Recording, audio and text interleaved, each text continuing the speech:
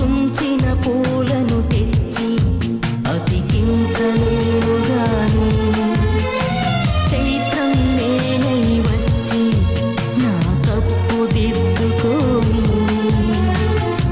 చిగురాశలు రా